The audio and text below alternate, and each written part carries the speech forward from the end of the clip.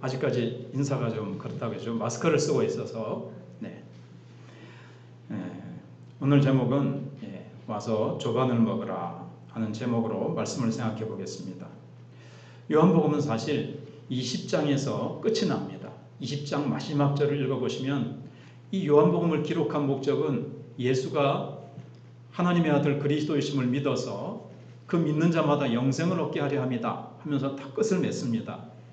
그러고 나서 이제 21장부터는 후기 또는 부록이라고 그렇게 할 수가 있습니다. 그래서 그 이후에 이제 제자들이 오늘 보시면 예수님을 처음 만났던 호숫가 혹은 바닷가로 데리고 가고 있습니다. 오늘 본문이 우리를 갈릴리 호숫가로 이제 우리를 데리고 가고 있다는 그런 내용의 이야기입니다. 오늘 이제 1절에 보시면 이제 디베리아 호수 이랬는데 이게 갈릴리라는 이름하고 같아요. 갈릴리 호수나 디베리아 호수나 또는 성경에 보면 긴네사렛인가요? 긴네사렛 호수 다 같은 이름입니다. 제자들이 디베리아 호수로 돌아갔습니다. 제자들이 부활을 믿지 않은 것이 아닙니다. 예루살렘의 그 유월절 절기 행사가 다 끝났기 때문에 이제 다시 그들의 어떤 고향이라 그럴까요? 그들의 사역의 중심지인 갈릴리로 돌아온 거예요. 근데 이번에 예루살렘에 올라갔다가 갈릴리로 내려오는 길이 특별했던 것은 뭐냐면 주님 없이 제자들만 돌아왔다는 것입니다. 예루살렘에 올라갈 때는 많은 기대를 가지고 주님과 함께 올라갔습니다. 그러나 지금은 주님 없이 그들만 내려왔습니다. 그동안 예루살렘에서는 너무나도 엄청난 일이 있었죠. 그들은 모든 것을 보았습니다. 제자들은 주님이 십자가에 못 박혀 죽으시고 약속하신 대로 다시 사흘 만에 부활하신 것을 2번이나 목격을 했습니다. 오늘 본문에 보시면 3번째 나타나셨다 그랬잖아요. 그런데 이 2번째, 3번째는 요한복음에서 이야기하는 횟수예요. 이게 진짜 예수님이 부활하신 다음에 꼭 3번째 나타나신 것이다 이렇게 보기보다는 요한복음에서 말하는 예수님을 제자들이 목격한 횟수를 이제 이야기하는 것입니다. 그런데 제자들이 사실 오늘 말고 2번이나 예수님의 부활하신 모습을 봤거든요. 그런데 왜 다시 갈릴리 바다로 물고기 잡으러 갔을까요? 첫째는 예수님께서 예루살렘에 있을 때 야 너희들 우리 갈릴리에 가서 다시 만나자 그랬기 때문에 예수님을 만날 때까지 첫째는 먹을 것을 좀 해결을 해야 돼요. 2번째는 예수님이 부활하셨지만 그럼 이제 우리는 뭘 해야 되지? 어떻게 해야 되지? 이렇게 뭘 해야 될지 좀 모르는 상태입니다. 그리고 예수님은 죽음을 깨뜨리시고 승리하셨지만 지금 자신들은 예수님을 부인하기도 하고 예수님이 십자가 지실 때 도망가기도 했고 그리고 뭐 예수님을 만나서 이런저런 예수님께 지금 가르침을 받고는 있지만 지금 자신들의 위치 자신들은 지금 어떻게 되는지 지금 뭔가 지금 불안하고 어정쩡하고 좀 안절부절한 그런 상태입니다. 우리도 그렇죠. 막 뭔가 좀 마음이 좀 잘 안 잡히고 이거 뭐 뭘 해야 되지 지금 어떻게 하지 앞으로 나의 장래는 뭐 이렇게 될 때 어떻게 합니까? 아이고 어떤 분은 바닷가에 개발이나 하러 가자. 어떤 사람은 저 산에 가가지고 뭐 쑥이나 좀 캐오자. 뭐 이런 식으로 하는 무료함을 달래기 위한 안절부절한 마음을 좀 가라앉히기 위한 여러 가지가 이렇게 복합적으로 이제 들어 있습니다. 아무튼 그들은 양식도 해결하고 또 여러 가지 뭘 해야 될지 모르는 안절부절한 그런 어정쩡한 상황 속에서 물고기를 잡으러 갔습니다.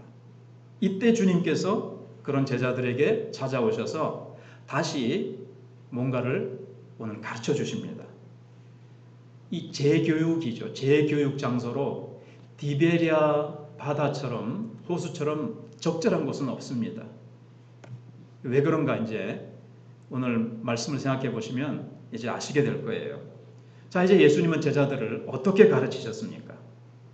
오늘 이제 본론으로 들어가 봐서 본문에서 예수님이 디베리아 호숫가에 나타나셨다 그랬는데, 여기 전에 여러 번 말씀드렸지만 갈릴리가 호수냐 바다냐? 예, 호수예요. 호수인데 이스라엘 사람 그쪽 나라에는 워낙 비가 안 와요. 물이 귀해요. 그래서 물만 좀 많으면 바다다 이렇게 부르거든요. 그러다 보니까 호수를 바다라고도 부르고 이제 그렇게 된 거예요. 그래서 갈릴리 호수 또는 갈릴리 바다 이렇게 이제 성경에 나오고 그렇게 되는 겁니다. 근데 이제 제자들에게 나타나신 것은 요한복음에서 세 번째라 그랬습니다. 이 디베리아 호수라는 것은 갈릴리 호수의 또 다른 명칭이라고 우리가 이제 잘 머리에 기록을 하시고, 이스라엘에 갈릴리 호수도 있고 디베리아 호수도 있고 긴네사렛 호수도 있고 야, 세 군데인가 이렇게 하지 마시고 호수는 다 이 갈릴리 호수밖에 없습니다. 또 하나가 사실인데 사해죠. 그것도 이제 거기 막혀가지고 소금이 많아가지고 거기는 이제 수영 못하는 사람도 가서 누워서 거기 들어가면 둥둥 뜹니다. 그래서 책도 볼 수가 있어요. 그 위에 서서 이제 물을 받기만 하고 흘려보내주지 않으니까 소금기가 워낙 많아가지고 이제 동동 뜨는 거죠. 그런데 이제 이때가 언제냐? 사도행전에 따르면 예수님이 승천하시기 40일 동안 이제 이 땅에 머무시잖아요. 부활하셔가지고 하나님께로 올라가기 전 그 40일 동안 이 땅에서 제자들을 여러 번 만나셨어요. 성경을 잘 읽어보시면 이제 10번 내지 11번 정도 나타나셨거든요. 제자들에게 예수님께서 간헐적으로 나타나셔가지고 이제 가르치시는 거예요. 하나님 나라에 대해서 이제 가르치시는 겁니다. 그러면서 제자들과 함께 하셨습니다.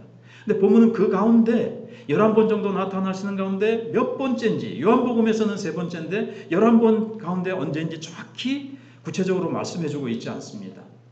제자들은 아까 뭐라 그랬죠? 6월절을 마치고 갈릴리로 내려왔죠. 다시 그 다음에 이제 오순절 절기를 지키기 위해서 예루살렘으로 올라가기 전입니다.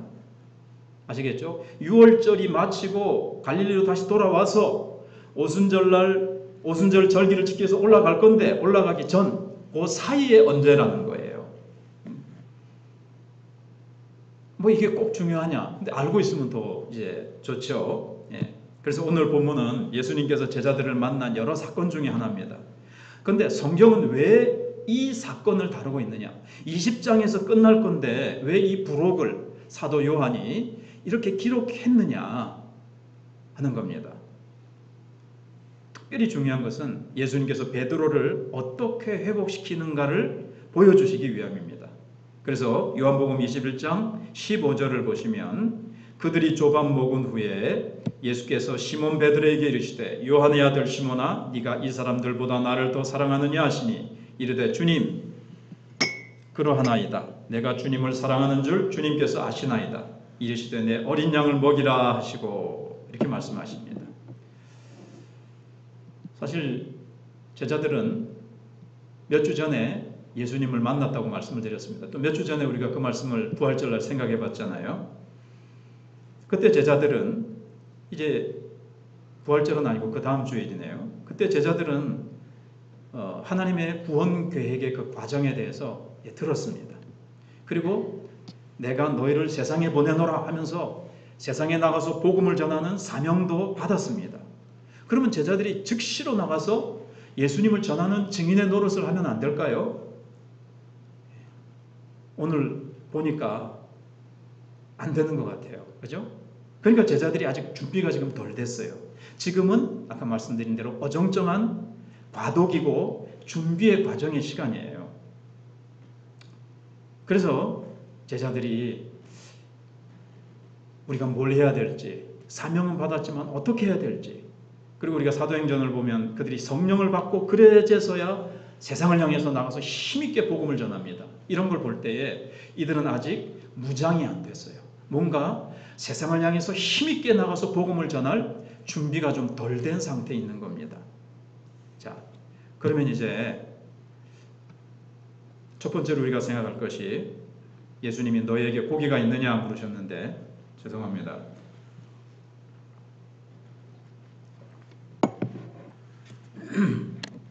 오늘 본문에 보시면 베드로가 제일 먼저 다른 제자들에게 물고기 잡으러 가겠다고 이제 그렇게 말을 합니다.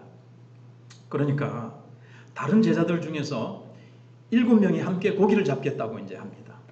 그러나 밤새도록 그물을 던졌지만 유감스럽게도 물고기는 다 어디로 갔는지 한 마리도 잡히지 않는 거예요. 날이 새갈 때까지 그들은 한 마리도 못 잡은 거예요. 그때 이제 부활하신 예수님이 디베랴 호수에서 물고기를 잡고 있는 제자들에게 오셔서 얘들아 너에게 고기가 있느냐? 이렇게 이제 물어보신 겁니다. 그래서 이제 그 8절에 보시면 예수님하고 제자들하고 거리가 어느 정도라고 하냐면 50칸쯤 이렇게 되어 있는데 50칸이 몇 미터냐면요. 한 90m, 약 100m 정도 이렇게 떨어져 있는 겁니다.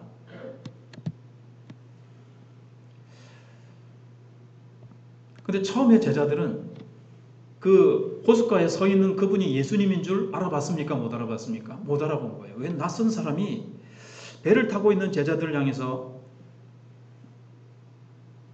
물고기를 한 마리도 잡지 못했다는 것을 예수님은 배에 같이 타고 있지 않는데도 아신 거예요. 그래서 이 질문은 사실 너에게 고기가 있느냐 이렇게 물어보셨지만 없는 걸 아시고 너에게 고기가 없지 사실은 부정적인 대답을 기대하시면서 물으신 질문이에요. 너에게 고기가 없느냐? 없지? 이렇게 물어보신 거예요. 그래서 제자들은 예, 없나이다. 이렇게 대답을 한 겁니다. 그래서 예수님은 배에 오르지 아니하고서도 해변에 계시면서 제자들이 고기를 잡지 못했다는 것을 아시고 이제 물으신 거예요. 근데 제자들은 저 낯선 사람이 어떻게 우리가 물고기 한 마리 잡지 못한 것에 대해서 어떻게 이렇게 잘 아시지? 그러면서 그분이 뭐라 그래요? 네. 너희가 배 오른편에 그물을 던져라. 그리하면 잡으리라. 이 말씀을 하시니까 신기해가지고 그물을 정말 오른편에 탁 던졌더니 물고기 이제 많이 잡히게 된 거죠. 자, 지금도 예수님은 그렇습니다. 우리의 일상생활에 관여하세요. 제자들이 지금 뭔가 먹을 양식을 해결하기 위해서 바닥 호숫가에 가가지고 이제 막 물고기를 잡는데 밤새도록 애를 썼지만 허탕질만 한 거예요. 그러고 있는 제자들에게 예수님께서 너희들이야 뭐 굶든지 뭐 잘 먹든지 이런 것이 아니라 예수님께서는 그들을 알고 계시고 그들의 형편을 아시고 찾아오시고 그들의 어려운 문제에 관여하시면서 그들의 그물을 채워주시는 것처럼 예수님은 우리의 실제 생활 속에 찾아오십니다. 우리가 생활 속에서 실패하기도 하고 우리가 무엇인가 결핍돼 가지고 그것을 채우려고 애쓰고 힘쓰고 해도 자꾸 실패하고 헛당질만 지고 우리가 어려운 가운데서 몸부림치고 있는 것을 주님은 다 알고 계십니다. 내가 계속 수고하고 애써도 문제가 해결되지 않으니까 주님은 내 문제 알지도 못하시고 관심도 없으신가가 아니에요. 주님은 알고 계세요. 그리고 주님은 제자들에게 찾아오시듯이 내가 원하는 때 오시지 않을 뿐이지 주님은 자신을 나타내시고 주님은 우리에게 오셔서 우리의 문제에 관여하시고 우리를 채워주시기를 원하십니다. 그래서 잡은 것이 없어서 실망하는 제자들에게 예수님이 배 오른편에 그물을 던지라 그러시면서 그러면 잡으리라 이제 6절에 그렇게 말씀을 하셨어요. 제자들은 사실 물고기 잡을 시간이 새벽이 되면 지난 거예요. 왜 그럴까요? 낮에 잡으면 안 됩니까? 그건 이유가 있어요. 옛날에는요, 이 그물을 만드는 기술이 좀 이렇게 미숙해가지고 뭐라 그러죠? 이 그물 만드는 그 실이 굉장히 두꺼워요. 지금처럼 가느다랗게 만드는 기술이 없어서 두껍습니다. 그러니까는 낮에 그물을 물속에 딱 담그면 물고기들이 여기 그물이네 다 보이는 거예요. 그래서 나 잡아봐라 하면서 다 가버리는 거예요. 그래서 밤에 탁 담그면은 이 그물이 안 보이잖아요. 그래서 밤에 잡는 거예요. 새벽이 돼 가지고 이제 날이 뜨기 시작하면, 날이 새기 시작하면 이제는 오히려 그물을 이제 접어 올립니다. 물고기들 알고 이제 그 안으로 안 들어오거든요. 그래서 이제 물고기 잡는 시간이 지났지만 낯선 사람이 오른편에 던지면 잡으리라 말씀하시니까 신기해서 이제 그물을 던졌더니 153마리, 100마리가 넘는 물고기가 엄청나게 잡힌 거예요. 지금이야 기술도 좋고 배도 좋고 해가지고 100마리 넘는 기록이 되는지 모르지만 그 당시로서는 신기록입니다. 신기록. 아마 오랫동안 이 기록이 깨지지 않았을 거예요. 153마리. 여러분 모나미 볼펜에 153이 써 있잖아요. 그 사람이 이제 사장님이 이제 예수 믿는 사람이거든요. 그래서 여기서 이제 따온 것 같아요. 그럼 153마리가 무슨 뜻이냐? 여러 가지 사람들이 해석하려고 했지만 이렇게 보시면 돼요. 두 가지인데 첫 번째는 역사적인 사실성입니다. 이거는 지어낸 동화가 아니고 만들어낸 얘기가 아니라 실제로 사도 요한이 군병들이 예수님의 옆구리를 찔렀을 때 물과 피가 나오더라. 그게 역사적인 사실인 것처럼 이 사건도 실제로 한 마리, 두 마리 세보니까 육지에 그 그물을 끌고 세보니까 153마리였다는 것은 이것이 역사적인 사실이었다는 것을 얘기해 주는 것이고요. 두 번째는 이제는 제자들이 해야 될 사명이 무엇인지를 상징적으로 보여주는 것입니다. 아마 그 당시에 세계 여러 나라들이 크게 153나라 정도 됐다고 해요. 즉 온 세계 만방에 열방에 나가서 죽어가는 영혼들을 건지는 사명을 하라는 거예요. 물에 빠져 헤매느니 건져내어 살리세. 너희들은 이제 죽은 물고기 잡는 게 아니라 너희들의 사명은 저 죽어가는 영혼들, 저 살아있는 저 사람들을 구원해내는 사람 낚는 어부로서의 사명을 너희들이 이제부터 감당해야 된다. 그걸 예수님께서 이제 상징적으로 보여주시는 겁니다. 근데 이렇게 밤새 자기들이 허탕질을 쳤는데 낯선 사람이 오른편에 던지라 그랬더니 그물을 들 수 없을 만큼 물고기를 끌어올린 이거를 탁 보면서 예수님의 가장 사랑받는 제자 누구죠? 별명이 예수님의 사랑받는 제자 그럼 누굽니까? 요한복음을 기록한 사도 요한입니다. 요한이 딱 알아채고는 주님이시다. 이 정도 눈치가 있어야죠. 영적으로. 그러니까 베드로가 겉옷을 벗고 지금 물고기 잡느라고 겉옷 벗고 겉옷입니다. 그리고 이제 막 물고기 막 그물을 끌어올리다가 주님이셔?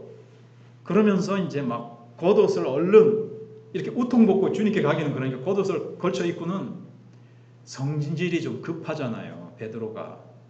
이 배를 육지까지 끌고 가는데 시간이 많이 걸려요. 왜요? 지금 물고기가 엄청나게 잡혀가지고 이 그물이 든 물고기가 엄청 무거우니까 이거를 육지까지 끌고 가면 시간이 좀 걸리는데 베드로 성미 급해가지고 그때까지 못 기다립니다. 배바다에 번천봉 뛰어들어가지고 수영해가지고 예수님께 이제 막 베드로부터 먼저 간 거예요. 그리고 다른 제자들은 이제 그물에 들은 그 물고기 다 끌고는 이제 육지에 와가지고 이제 예수님을 이제 만나게 된 겁니다. 그래가지고 이제 제자들은 예수님을 다 만나게 된 거예요. 여기서 보면 이제 우리가 좀 살펴볼 수 있는 게 뭐냐면요. 예수님의 이제 주도권과 이제 능력입니다. 예수님이 오늘 디베랴 바다에 탁 나타나셨어요. 부활하신 주님은 이제 물론 몸을 가지고 계시지만 훨씬 더 신령한 몸으로 훨씬 더 이제 예수님은 변화되셨어요. 뭐가 좀 변화되시는 것 중에 하나인가 하면은 예수님은 언제 나타나실지 몰라요. 또 어디서 나타나실지 몰라요. 예측이 불허합니다. 그러면 이 나타나시는 것은 누구에게 달려 있습니까? 예수님께 달려 있는 거죠. 예수님의 주도권이에요. 그리고 부활하신 예수님이 나타나실 때는 그냥 심심하니까 그냥 아무 때나 다 나타나는 것이 아니고 목적과 이유가 있어서 예수님은 나타나십니다. 오늘도 예수님이 디베랴 호숫가에 나타나신 것은 이유가 있고 목적이 있으신 거예요. 갈릴리 호수에 있는 제자들에게 나타나셨습니다. 왜 나타나셨을까요? 베드로가 한 말과 행동에서 나타날 수 있는데 아까 말씀드린 대로 제자들이 주님 없이 제자들만 옹기종기 모여 있는데, 야, 우리 물고기 잡으러 가자. 근데 그 이유 중에 하나가 특별히 물고기는 뭡니까? 먹는 거잖아요. 뭐 어디 구경 가자가 아니에요. 물고기 잡으러 가자. 지금 일단은 주님 없는 제자들에게 누가 먹을 것을 주겠습니까? 그래서 이제 뭐 어떤 사람들은 추측을 해요. 베드로가 또 제자들과 함께 물고기 잡으러 간 거에 대해서 이제는 믿음과 주님 따르는 것과 사명 다 이제 다 버리고 다시 물고기 잡는 옛날의 직업으로 타락해가지고 돌아갔다. 이렇게 이제 생각하는 사람이 있어요. 어떤 사람들은 아까 말씀드린 대로 시간의 무료함을 달래기 위해서 가만히 있기보다는 고기라도 잡겠다고 한 게 아니냐 이렇게 추측을 합니다. 그러나 제가 볼 때는 주님 없는 그들에게 당장 닥친 현실적인 문제는 먹는 것이었습니다. 자 보세요. 주님은 부활하셨습니다. 영광스러운 승리를 하셨습니다. 그러나 제자들은 아직도 예수님의 영광스러운 부활의 승리와 자신들의 삶의 현실을 연결시키지 못해요. 예수님은 부활하셨지만 우리는 먹고, 주님 부인하고, 우리는 예수님 죽은 것으로 끝난 줄 알고, 우리는 부활을 믿지 못하고, 우리는 실망해서 이제 다 끝난 줄 알고, 우리는 참 그렇게 패배자로 그렇게 하고 있는데, 그럼 우리는 뭐 어떻게 되는 거야? 우리는 뭐야? 주님은 승리하셨지만 자기들이 그 예수님의 승리와 어떤 관계가 있는지, 이제는 무엇을 해야 되는지 아직 연결을 시키지 못하고 있는 거예요. 우리도 마찬가지입니다. 우리가 부활절날 할렐루야 주님 부활하셨네. 우리가 축하하고 감사하고 찬송하고 기뻐합니다. 그런데 나의 현실과 주님의 승리하신 부활과는 상관이 없는 것처럼 그렇게 보일 수도 있어요. 복음은 좋습니다. 내가 복음을 받아들이고 예수 믿어서 하나님의 자녀가 됐습니다. 그렇지만 당장 내가 직장이 없으면 누가 먹을 것을 책임지겠습니까? 그래서 주님의 복음, 주님의 승리와 나의 삶의 현실은 따로 노는, 우리가 그런 신앙 따로 현실 따로 이런 신앙이 우리는 아닙니까? 그래서 베드로는 다시 배를 저어서 물고기를 잡으러 나온 겁니다. 근데 유감스럽게도 물고기는 한 마리도 안 잡히는 거예요. 베드로의 물고기 잡는 실력이 녹슨 게 아닙니다. 지금 물고기들이 베드로를 안 알아줘요. 지금 베테랑인데, 야, 베드로 자존심 안 세워줍니다. 지금 베드로하고 제자들이 누굽니까? 부활하신 주님을 목격한 자들입니다. 보통 사람들이 아니에요. 물고기들이, 야, 저 사람들 보통 사람들이 아닌데, 야, 좀 잡혀줘야 안 되겠나? 이런 거 없습니다. 비웃는 거예요. 참 비웃듯이 그날 밤은 참 비참했습니다. 평생을 어려서부터 갈릴리 호수에서 물고기 잡는 데는 그야말로 달인입니다. 한 마리도 안 잡혀요. 뭘 보여주죠? 주님 없이는 아무것도 알 수 없는 자들이에요. 이제 제자들은.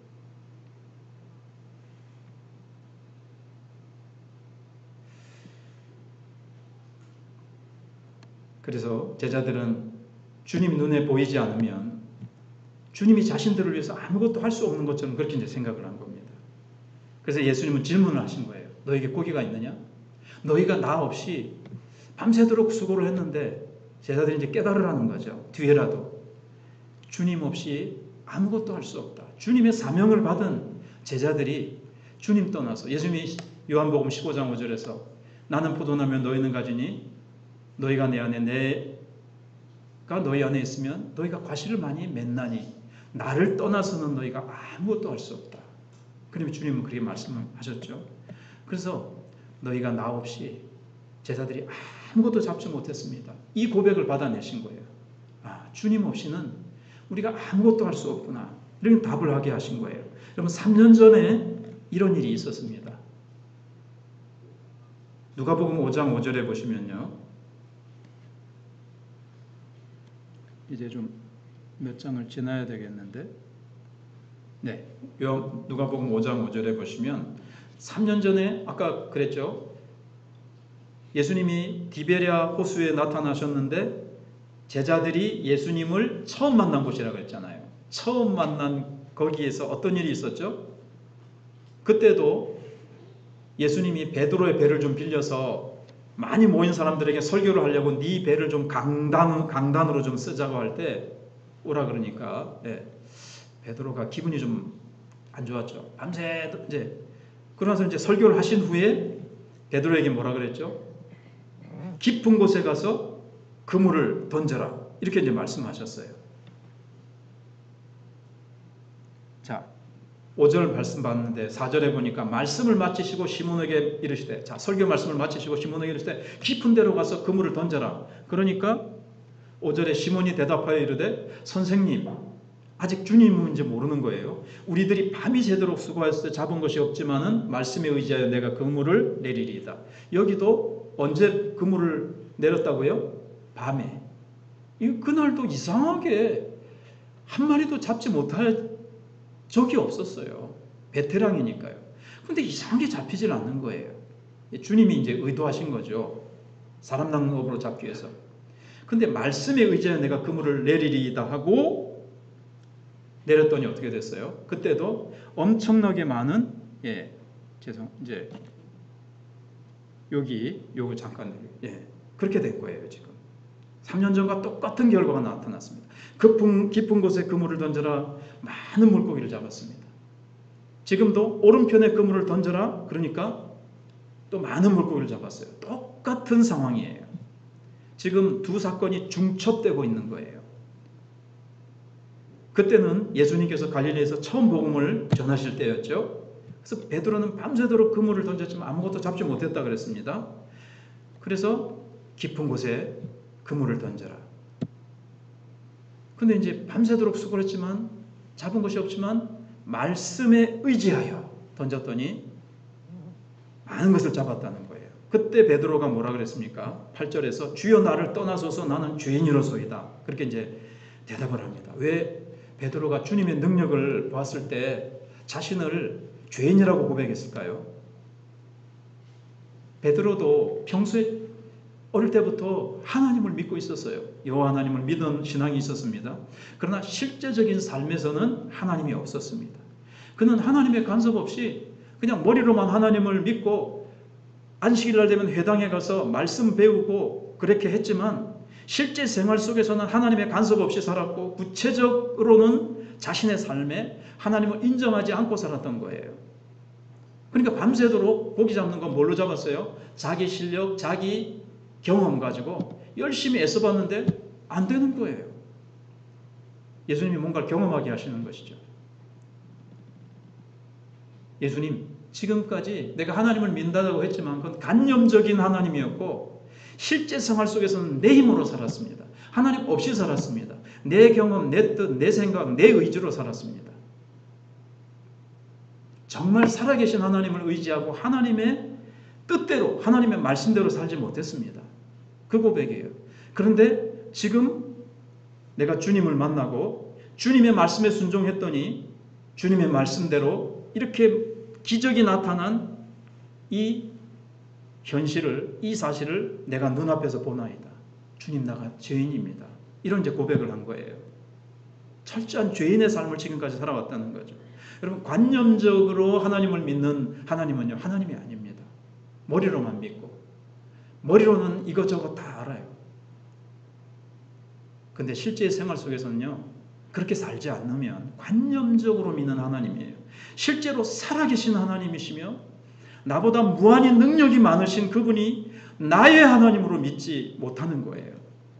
근데 주님은 지금 똑같은 사건을 연출하시면서 네가 지금 처음에 나를 만났을 때 네가 죄인이라고 고백하면서 나는 죄인이라고 고백하면서 예수님께서 이제부터 너가 사람 낚는 어부가 될 것이라고 부르셨을 때 모든 것을 버리고 배도 버리고 그물도 버리고 주님을 따랐습니다. 그런데 다시 베드로의 믿음이 지금 없어져 가고 있는 거예요. 그 사명이 식어져 가고 있는 거예요. 저는 왜 그럴까 생각을 해보니까 예수님을 부인했지요. 죽는 데까지 주님을 따라가겠다 해놓고는 예수님을 부인하고 참 참 자기는 실패했다고 생각하고 자격이 없다고 생각하고 나는 이제 제자고 뭐고 나는 자격이 없어. 나는 실패자야. 그러면서 참 이렇게 믿음이 식어져 가고 사명도 식어져 가고 있었던 것 같아요. 그런데 주님은 나타나신 겁니다. 근데 주님은 한마디의 책망도 아니하시고 다시 베드로와 제자들을 일으켜 주시는 거예요. 지금 뭘 주님이 이렇게 디베레 호수에 나타나서 연출을 왜 이렇게 의도적으로 하셨어요? 다시 그 첫사랑을 회복하라는 거예요. 처음 예수님이 기적을 행하시고 말씀으로 물고기들을 모으실 수 있으신 전능하신 그분의 능력의 주님이시라는 것을 네가 다시 회복하고 다시 네가 사명을 발견하고 처음 뜨겁게 모든 것을 버리고 주님을 따랐던 그 사랑, 그 사명을 회복하라는 거예요. 지금 그 의도로 예수님이 디베랴 호숫가에 나타나신 겁니다. 내가 뭐 먹고 살지? 염려하는 베드로로 돌아가고 있는 중이에요. 지금. 근데 주님은 그에게 다시 같은 체험을 주심으로 베드로의 마음속에 있는 그 뜨거운 신앙과 사명을 다시 한번 불붙여 주시려고 넘어져가는 베드로 다시 세워주시려고 주님은 오신 거예요.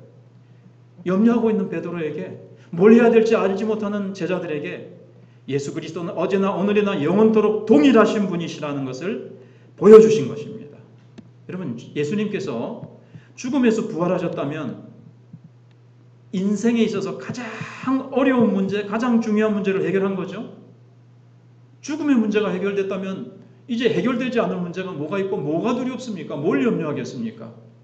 남은 문제가 있다면 이제 남은 삶을 주님을 위해서 어떻게 아름답게, 어떻게 주님의 뜻을 따라서 나의 삶을 살아갈 것인가? 요것만 남은 거예요.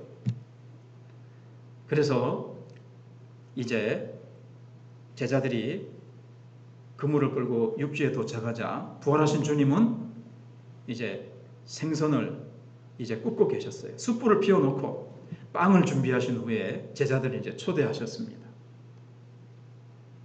육지에 와보니까 숯불이 있어요. 예수님께서 짠 하니까 숯불이 탁 생겼을 수도 있어요. 그죠? 부활하셨으니까. 그럴 수도 있지만 이렇게도 한번 생각해 보세요. 예수님이 숯을 준비하셔가지고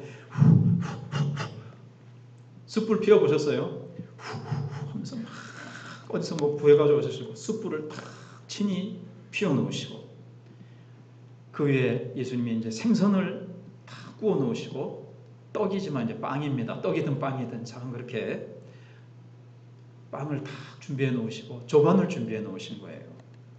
이 제자들을 위해서 밤새도록 배가 고픈 이를 고기 잡느라고 배고파하는 제자들을 이제 오신 겁니다. 이제 보신 거예요. 근데 이 장면도요, 이제 여러 가지 이유가 있어요. 먼저는 여러분 생선과 떡 1년 전 요한복음 6장에 보시면 광야에서 예수님께서 오병이어의 기적을 행하셨습니다. 그리고 나서 예수님께서 뭐라고 말씀을 하셨는가 하면 그거보다도 숯불부터 먼저 얘기를 해야 되겠습니다. 숯불 이제 10절에서 예수께서 이르시되 지금 잡은 생선을 좀 가져오라 해가지고 이제 숯불에다가 이제 생선을 구우시겠죠.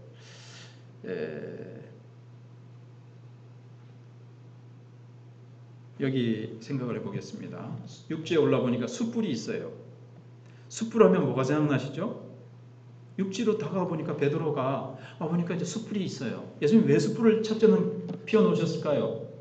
밤새도록 물고기 잡느라고. 베드로는 수영도 하고 막 그물 끌어내고 옷이 막 젖고 추웠을 거 아니에요. 새벽에 오들오들. 그래서 몸을 좀 녹이라고, 풀리라고, 몸을 좀 따뜻하게 하려고 피워놓으신 예수님의 자상함을 아실 수 있죠.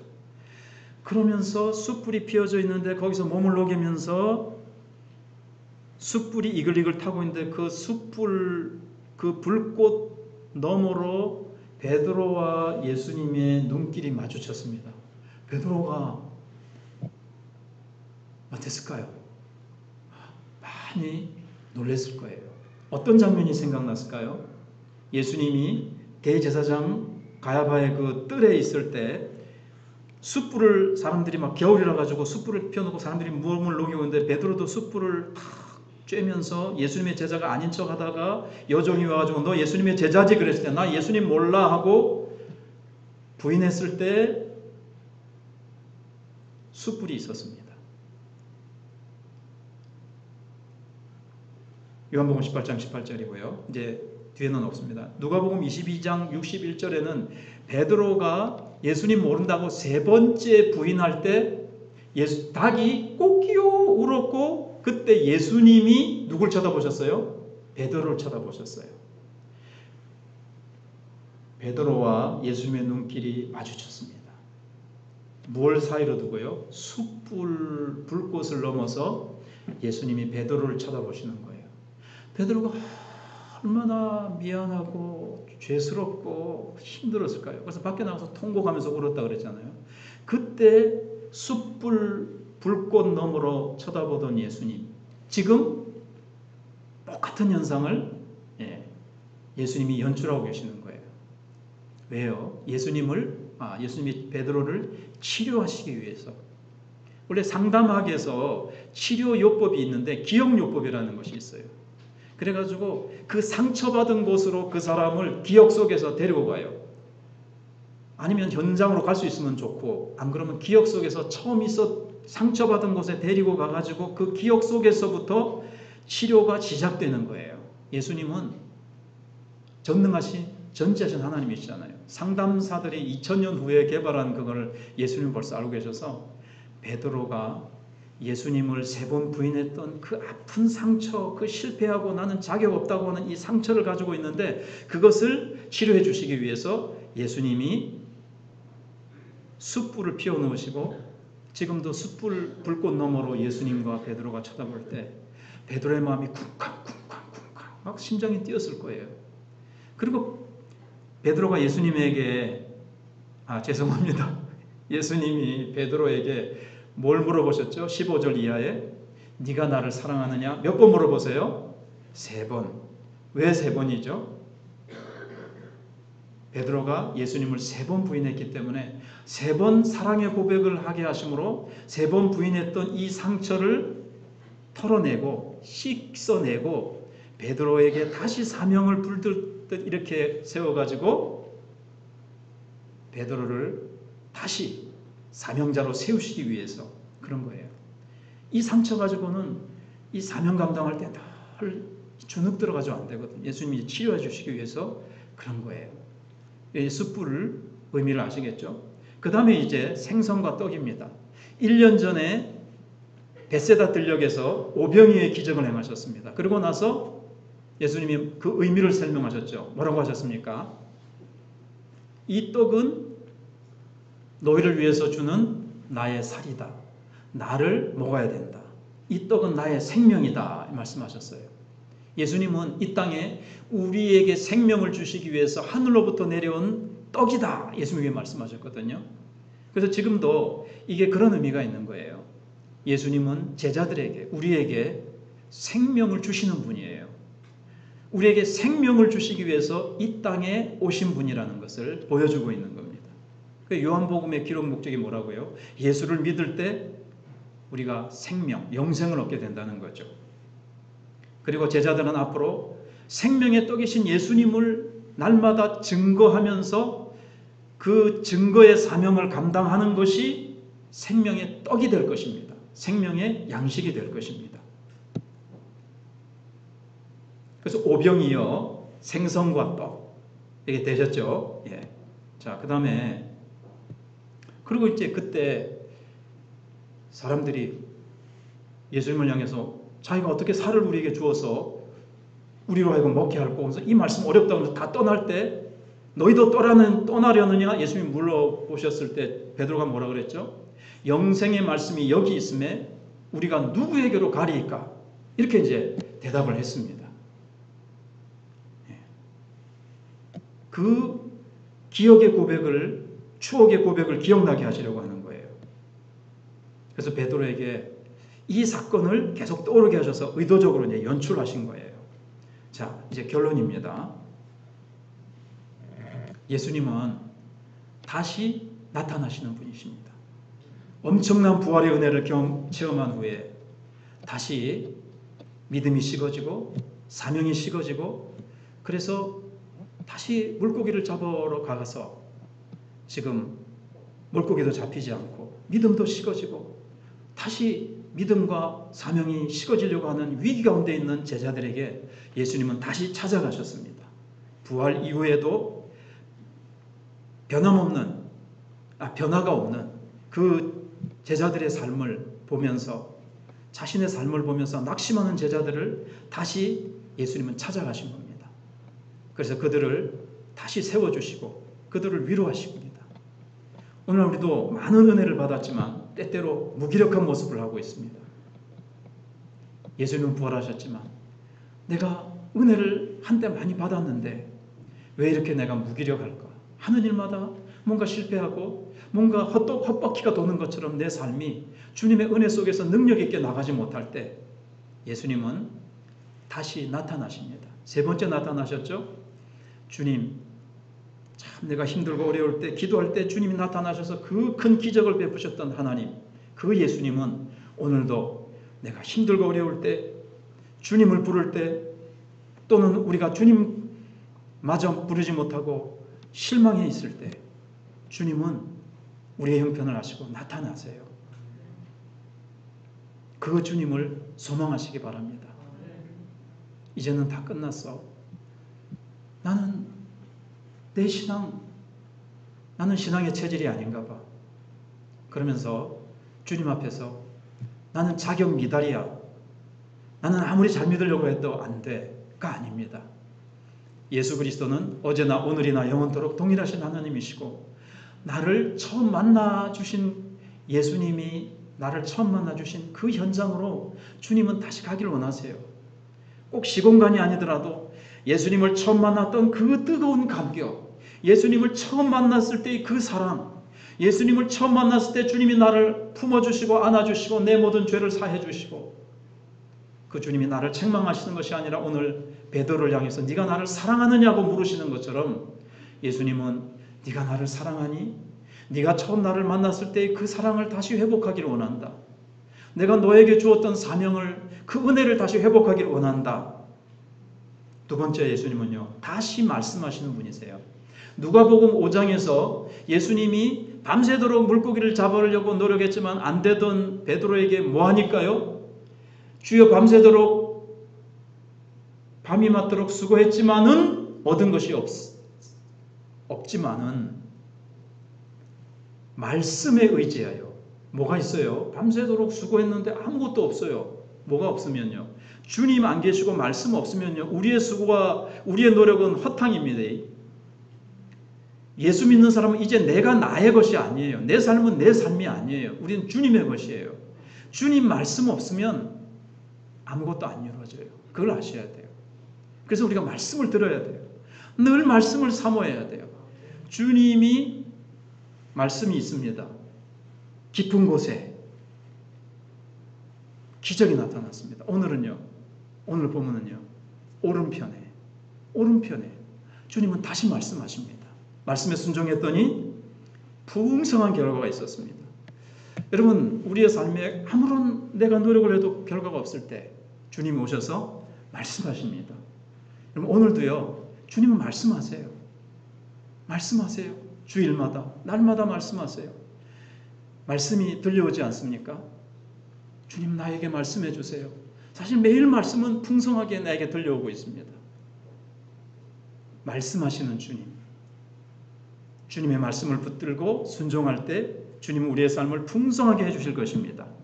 마지막으로 예수님은 결론에서요, 다시 채우시는 분이십니다. 밤새도록 수고했지만 아이고 배가 고파서 물고기 잡아먹으려는데 안 돼요.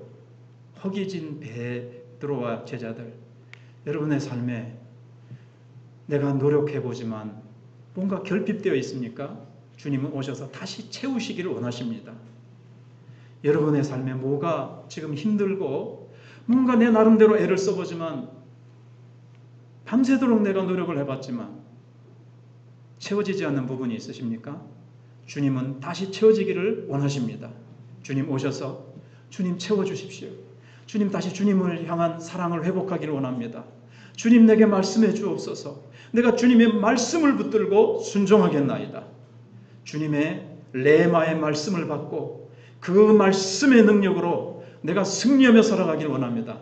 지금까지 내 노력, 내 힘, 내 경험 가지고 내가 코로나라서 이렇고 세상이 이래서 내가 힘들다라고 핑계대지 마시고 주님 앞에서 말씀하옵소서 순종하겠나이다. 다시 사명을 향해서 나갈 때 주님이 우리에게 말씀하실 것이고 말씀대로 주님은 우리의 삶에 기적이 일어나게 하실 것입니다. 말씀 붙들고 기도하면서